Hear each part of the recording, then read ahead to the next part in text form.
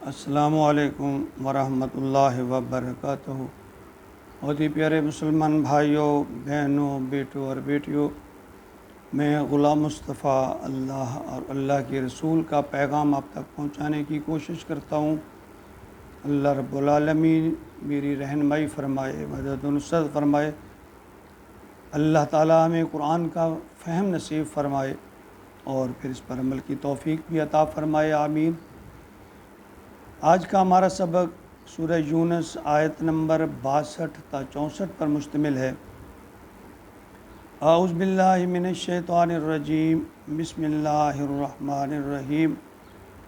الا ان اولیاء اللہ لا خوف علیہم ولا هم یحزنون الذین آمنوا وکانوا یتقون لهم البشری فی الحیاۃ الدنیا وفی الآخرہ لا تبدیل لکلمات اللہ ذالک هو الفوز العظیم۔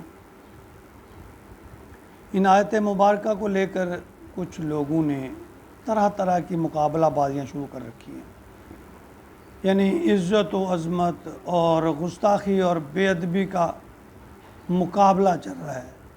یہ ولی بڑا ہے، وہ ولی بڑا ہے۔ یاد رکھیں، جب ہم ایک ولی کو بڑا بنا رہے ہوتے ہیں نا، تو کسی دوسرے اللہ والے کو، ولی کو معاذ اللہ اس کی عزت اور اس احترام کو کم کر رہے ہوتے ہیں۔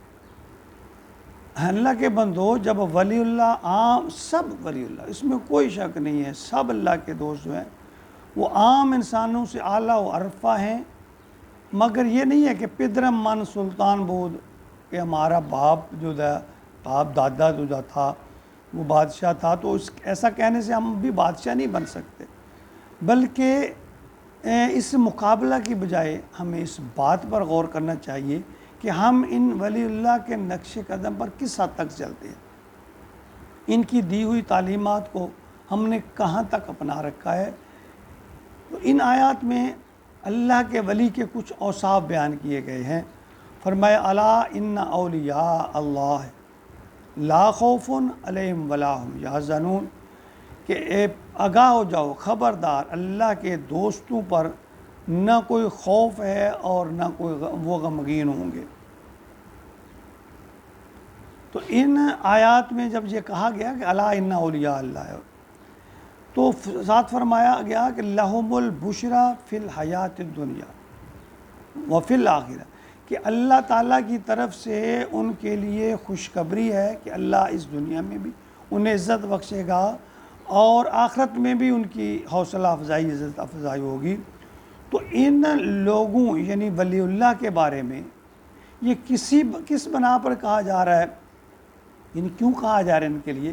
تو اللہ نے فرمایا سورۃ بقرہ آیت نمبر 257، اللہ نے فرمایا اللہ ولی الذین آمنوا یخرجہم من الظلمات الی النور، یعنی ولی کہلانے کا حقدار کون ہے؟ اللہ نے فرمایا کہ اللہ ولی الذین، وہ دوست ہیں اللہ کے، آمنوا پہلے نمبر پہ، وہ ایمان لائے، یخرجہم من الظلمات الی النور، اپنے آپ کو بھی اور لوگوں کو بھی اندھیروں سے نکال کر اجالے کی طرف، گمراہی سے نکال کر صراط مستقیم کی طرف، جہالت سے نکال کر نور کی طرف لے جاتے ہیں۔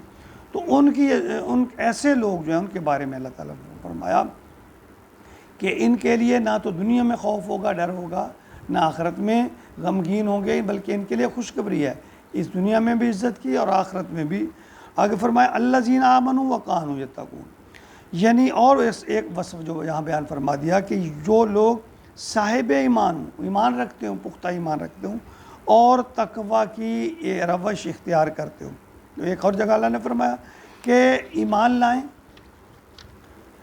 کہ ثم اتقوا وآمنوا وعملوا الصالحات، ثم اتقوا وآمنوا ثم اتقوا واحسنوا واللہ یحب المحسنین، یعنی وہ لوگ ایمان بھی لائے ہیں، وہ اچھے اعمال کرتے ہیں اور وہ تقوی اختیار کرتے ہیں اور وہ لوگوں کو صراط مستقیم کی طرف تلقین کرتے ہیں۔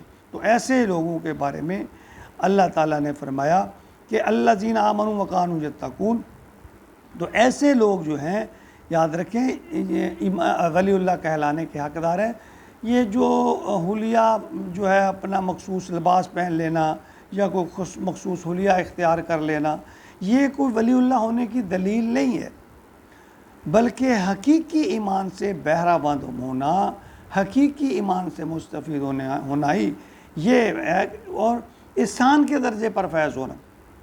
احسان کیا ہے؟ اللہ تعالیٰ نے فرمایا، نبی اکرم صلی اللہ علیہ وسلم کی ایک حدیث مبارکہ ہے، تو آپ سے نے فرمایا، کسی نے پوچھا آپ سے کہ احسان کیا ہے، تو آپ نے فرمایا ان تعبد اللہ کانک تراہ فإن لم تکن تراہ فإنہ یراک۔ تم یہ یقین کرو کہ تم اللہ کو دیکھ رہے ہو، جب تم اللہ کی عبادت کرو تو تمہیں یہ یقین ہونا چاہیے کہ میں اللہ کو دیکھ رہا ہوں۔ اور پھر فرمایا کہ اگر یہ نہیں ہو سکتا، اگر تم اس درجے تک نہیں پہنچے ہو تو کم از کم یہ تو ضرور ہونا چاہیے کہ اللہ تمہیں دیکھ رہا ہے۔ یعنی یہ کیفیت جب انسان کے اندر پیدا ہو جائے گی تو اس میں سب سے پہلے نمبر پہ حقیقی ایمان ہے، اعمال صالحہ ہے، اور تقوی کی روش ہے، اور احسان کی کیفیت ہے۔ جب یہ چیزیں پیدا ہو جائیں گی تو ایک انسان جو ہے وہ ولی اللہ کی صلاحیتیں اللہ تعالیٰ اس میں پیدا کر دے گا۔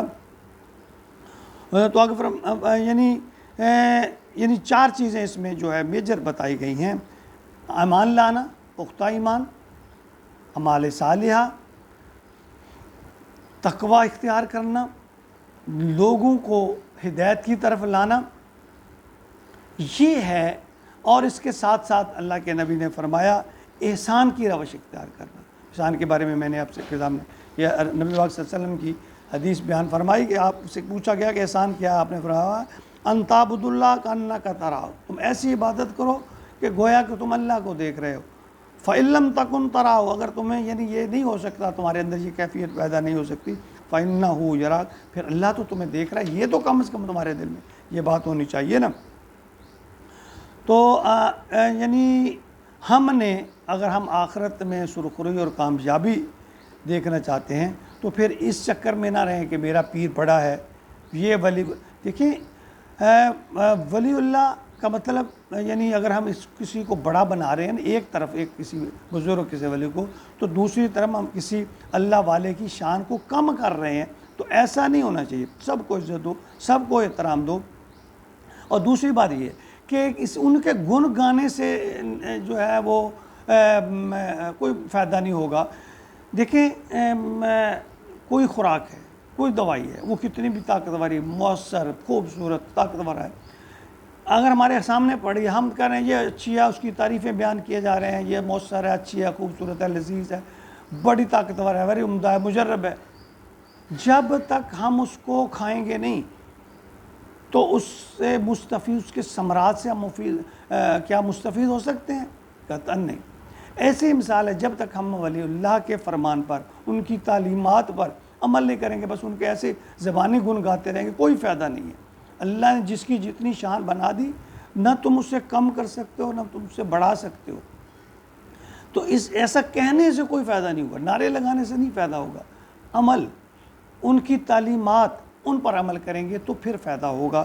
اللہ تعالیٰ ہمیں جو ہے آگے پھر اللہ تعالیٰ نے یہ فرما دیا ہے کہ لا تبدیل لکلمات اللہ، تم اللہ کی باتوں کو تبدیل نہیں کر سکتے۔ ذالک هو الفوز العظیم، اگر تم یہ روش اختیار کر لو تو یہ بڑی اچھی، بڑی کامیابی کی ہے، ایک دلیل ہے کامیابی کی، بڑی عظیم کامیابی کا ایک رستہ ہے۔ اللہ تعالیٰ ہمیں اس پر چلنے کی اور عمل کی توفیق عطا فرمائے، آمین۔